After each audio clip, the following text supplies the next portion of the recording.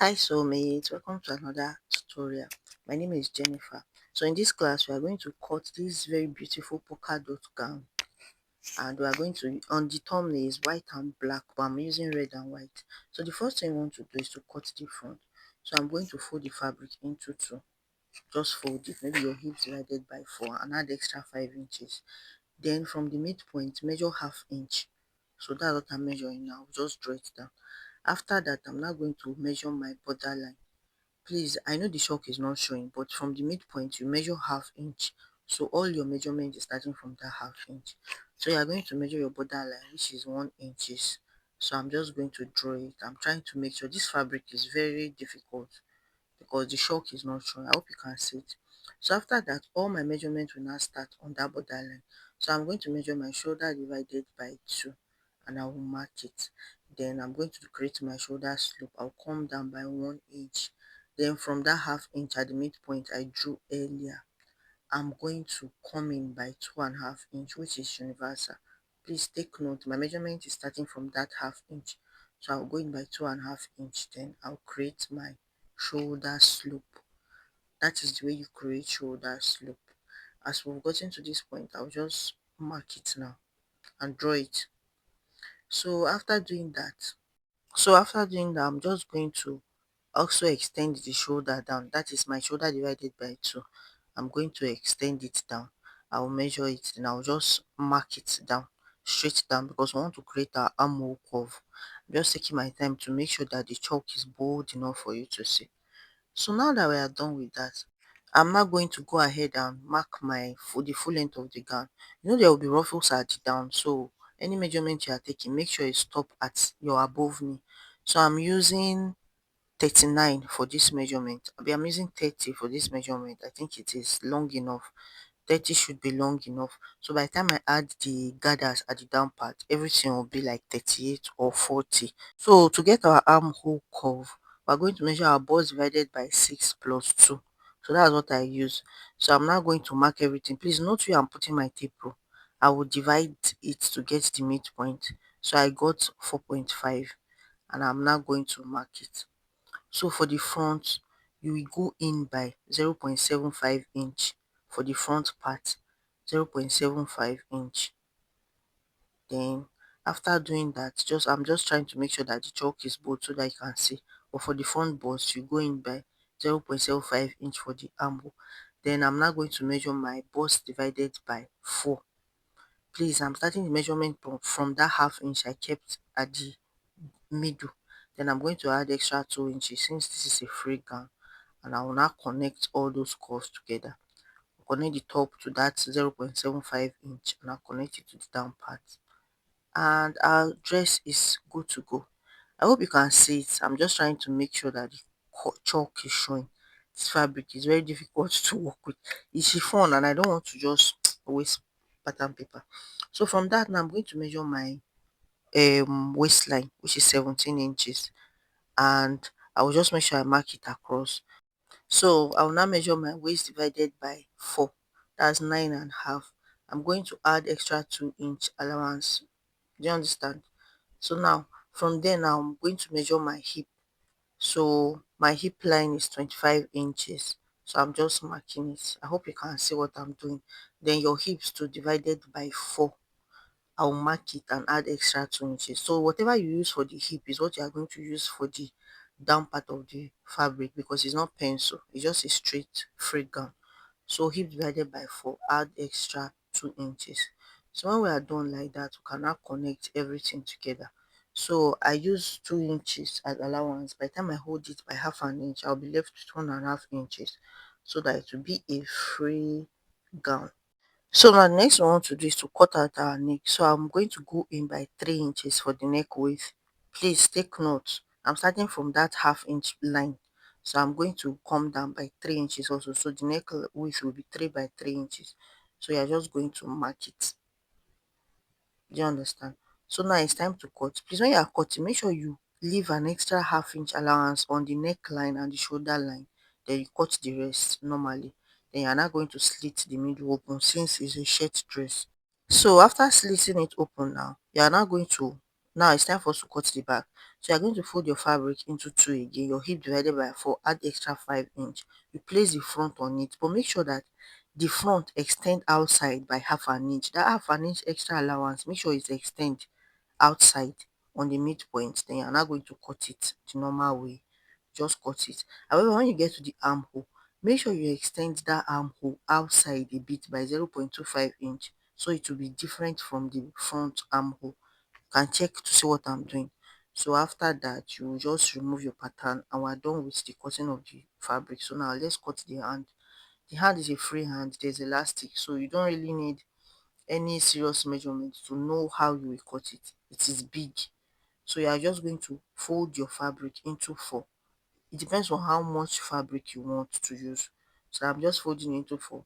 You measure the length to make sure you get the length of your hand an extra 1.5 inches, because you are going to put elastic at the wrist.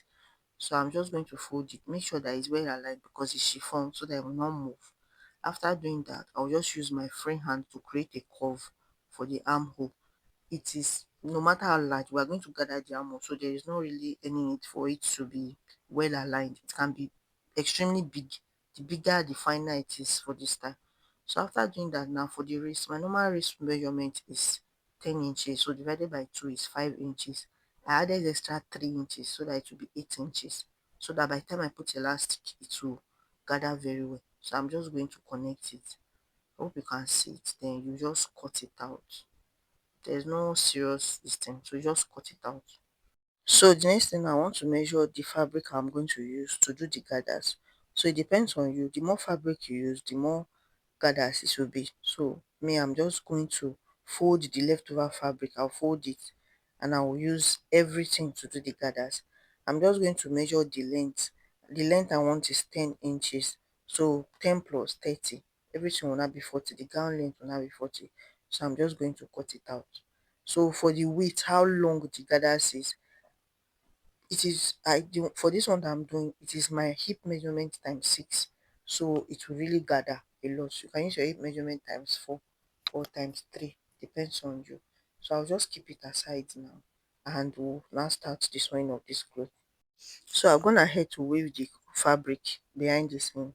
So now I'm going to hold the shoulder by half an inch, the two shoulder. Then I'm also going to close the sides by half an inch. So I'll do that now, come and show you. So I've gone ahead to close it. So this is how it's looking. You can see that our shirt dress is already taking shape. So after doing that, you are going to take the other color of fabric you want to use. And you are going to cut a long strip of cloth that is 3 inches wide. So after cutting 3 inches wide, you are now going to fold it in by half an inch, and you will now fold it into two. So everything will now be 1 inch. When you open it, it will be 2 inch, but you fold it. So half an inch is inside. Do you understand? So you are now going to open your gown from the inside. Open that half an inch you folded out and sew it. Do it for the other side now. Let me show you. Can you see it? So the inside is neat from the inside, that half an inch. Can you see it is neat?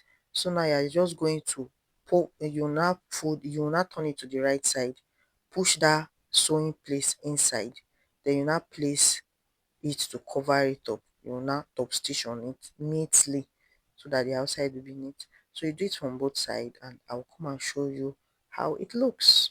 So after doing that, you can give it a good press, just iron it. Then you now place it on top of each other, let it overlap, and you sew it and close it up because you are going to put gathers there, so it will be easy.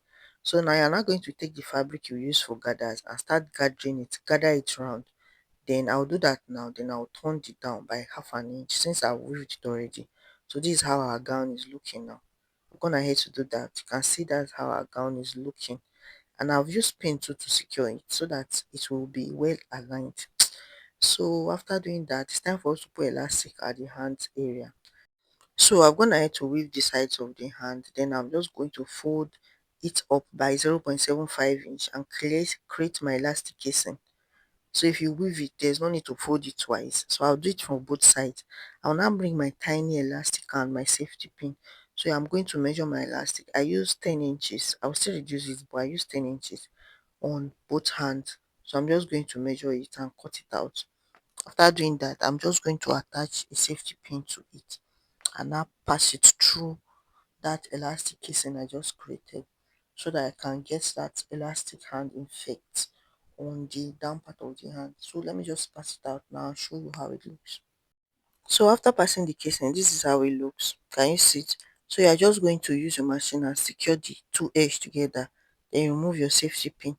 So when you are done with that, I'm going to put at the other side and look at how it's looking.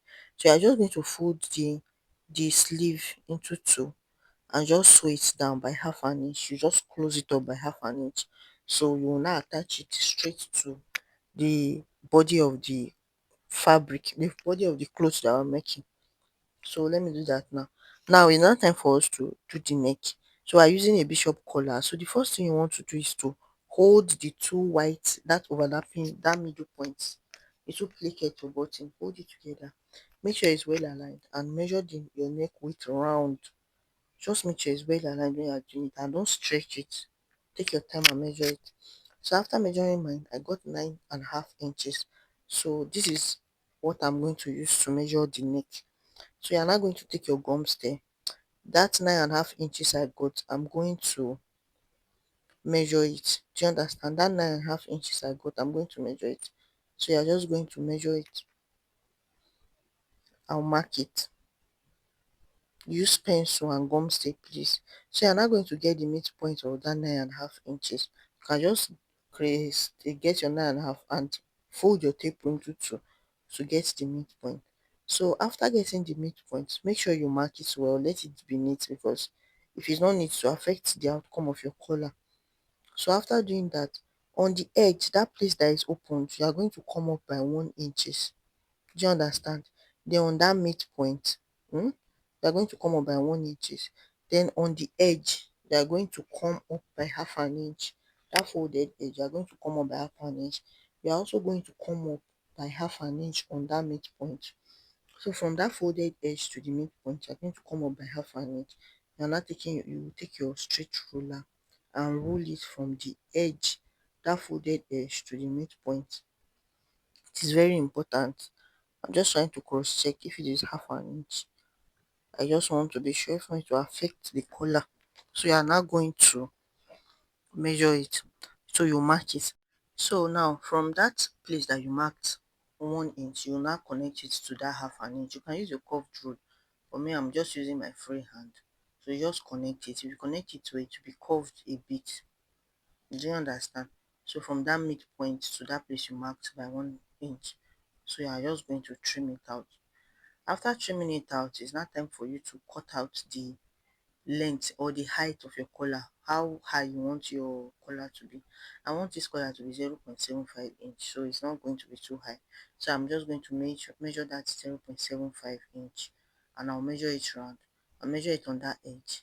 When I get to the midpoint, I'll measure it, and I'll measure it on the folded edge. Do you understand? So I'm just going to do that. If you watch this video to this point, kindly like, share and subscribe to this channel so that you will not miss some beautiful tutorials that we have in store for you this year. So now I'm just going to connect it together. Can you see that? I'm just using my free hand, connect it gently. So when I'm done now, I'll take my scissors and cut it out. So after cutting it out, just cut it gently. Make sure that they are well aligned though, that no one is moving and one part is no longer than the other. So I'll just take it. In order for my collar to have this curved shape, on that two opening, so on that edge, I'm just going to trim it so that I'll just give it a very small curve so that it will be a bit curvy. You can leave it your own like that, but me, I want my own to be trimmed so that you have this curved effect. So you are now going to take your fabric now. You are going to iron it on your fabric that you're using for collar. So after iron it, you are now going to, that curved place, the place that is well curved, you are now going to trim it out. Make sure that as you are trimming it, you are leaving a very tiny excess allowance of like 0.25 inch. Just trim it out. You see how tiny it looks now. Very tiny. 0.25 inch. You leave it out. Please note is the curvy place I'm trimming out. Can you see it? So now you're not going to fold that tiny excess. You now fold it on top of the gum stay. So after folding it, you will iron it very well, and you will now sew on top of it. You top stitch on it on that tiny part. So after top stitching on it now, you are now going to turn your collar the way I'm turning it now. I don't know how to explain it, just watch it. So you are now going to turn your collar. Then you will now go to your machine, turn it, make sure it's well aligned. You will not close it, just follow my hand. You will not close it up. Make sure that when you are sewing it, sew it close to the edge of that gum stay and close it up. So I've gone to close it. I'm now going to trim out the excess allowance I have. If you followed my hand, you will understand what I'm doing. So I'm just trimming it off. Please, when you are sewing this place, make sure that it's tight stitch, because by the time you trim it, you are going to trim it really tiny so that the fabric will not fray, and even if it frays, it will not show. Do you understand? So I'm just going to trim it. After trimming it now, I will now turn my collar to the right side, and we will now check out what we've been doing since. So now after I've turned my collar, this is how it looks. I'm still trimming it.